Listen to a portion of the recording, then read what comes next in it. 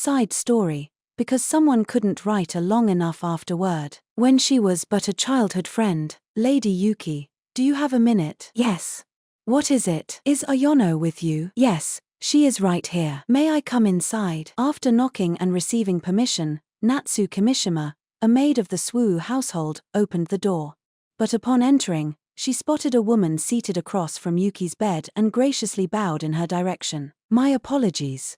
I had no idea Madam Yumi was with you. Is it time for dance lessons? Yes, the instructor should be here any minute now, announced Natsu, prompting Ayano, who had been playing cards with Yumi and Yuki, to slide off her chair at the bedside. See you later, Yuki. Yeah, have fun dancing, Ayano. Ayano shared a small wave goodbye with Yuki, who was lying in bed, then faced Yumi and quickly bowed. Thank you, Madam Yumi. Good luck. I am very grateful. Grateful for those kind words. Natsu smiled as Ayano essentially waddled over after the rather awkward exchange. Lately, this granddaughter of hers seemed to have been imitating her and her husband, practicing polite manners toward Yumi, Kyutaru, and Jensei, and on one hand, Natsu found it absolutely adorable. However, on the other hand, I apologize for keeping you waiting, grandmother. Ayano had started using overpolite language, even with Natsu and her husband, as if she was imitating Masachika and Yuki, and that made her kind of sad. I hear children her age are easily influenced by their surroundings, so I suppose I shouldn't worry too much. Natsu had said several times that she could still call her grandma just like she used to, but their granddaughter seemed to be surprisingly stubborn for someone who was usually so obedient and reserved. It was like once she started acting overly polite, she couldn't stop herself, so Natsu had given up trying to correct her. I guess I should be proud of how polite she is at such a young age. She's using big words, too. She's going to grow up to be a wonderful maid one day. But, do kids nowadays even want to grow up to be maids? Natsu was a doting grandmother who was unwittingly planting a seed, with no idea that seed would one day soon bear fruit. And end with a bang. Good.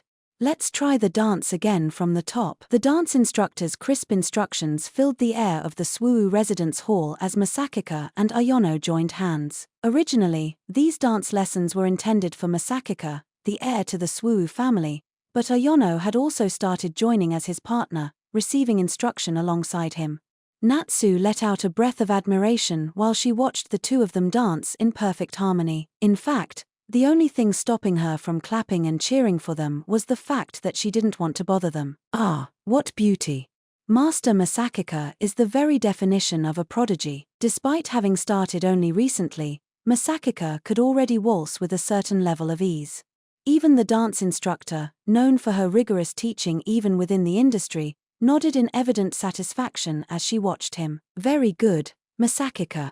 When you turn, your lower body seems to move slightly ahead of your upper body, so be careful, okay? Masachika responded instantly to the instructor's direction. He was like a sponge with how quickly he managed to grasp new things, and because he was a genius, being his partner was no easy feat. Ayano, don't look down, you're hunching. Always face forward, even if you make a mistake. Ayano carelessly stepped on Masachika's foot, prompting her to swiftly look down to check. Following the instructor's direction, she lifted her head back up, but now knew that her footwork was all wrong. One mistake led to another, leading her into a vicious cycle of foot stomping. Okay, good. Take 10. In the end, Ayano accidentally stepped on Masachika's foot 6 times before their first session was over, and it made her so upset that she slumped down in her chair. I'm really sorry, Chika. I'm such a bad dancer. I stepped on your feet a lot. It's okay. Besides, I stepped on your foot, too. Sorry about that. Did it hurt? You only stepped on my foot because I messed up. I'm sorry. Just as Natsu was about to say something comforting to her dejected granddaughter, Ayano murmured softly. Yuki wouldn't have messed up like this. I'm so bad. It was an expression born from the inferiority complex Ayano had been harboring toward the siblings who she had known since childhood. Natsu was left speechless by the unexpectedly serious tone of those muttered words, when all of a sudden Masachika, looking puzzled, argued, You're not bad. Because you're really nice. I'm nice. Yeah. You help me practice dancing, and you play with Yuki, who can't even leave her bed. I'm always really thankful for you. Ayono looked up with her eyes opened wide to discover Masachika smiling at her. I like your dancing. We make a good team, and it feels good, and it's fun. That's why. Masachika hopped off his chair and held out his hand to Ayono. Will you continue to be my partner from now on, too? Ayono blinked in wonder at his innocent smile until her lips curled mirthfully as well. She then got up from her chair and took Masachika's hand. Okay, thanks. Natsu held a handkerchief to her eyes while she watched her granddaughter and Masachika holding hands, full of smiles. Master Masachika, how noble of you. You possess such great talent without arrogance, and you never fail to consider others' feelings.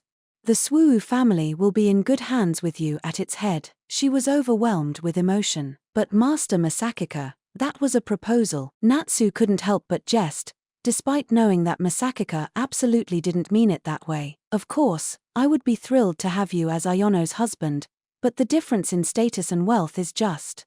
Then again, that would make for a beautiful love story. I'm sure Madam Yumi and Master Kyutaru wouldn't mind, either, and the current master and madam of the household. Natsu, despite her age, couldn't help but fantasize about her granddaughter's future, like an innocent little girl. Meanwhile, her granddaughter, Chika's the best. I'm going to have to work twice as hard now. Perhaps it shouldn't be a surprise, because she was still so young, but Ayono didn't notice any proposal-like undertones in Masachika's words. She simply felt a deep admiration for him. Nevertheless, being a girl in her tender years, there was no denying that certain feelings had begun to stir within her. When Chika stepped on me earlier, I felt weird. I felt something inside me. It simply happened to be something far different from what her grandmother was imagining. It would still be some time before the girl would make a decision that would change her life and give her purpose, but that was a story for another day.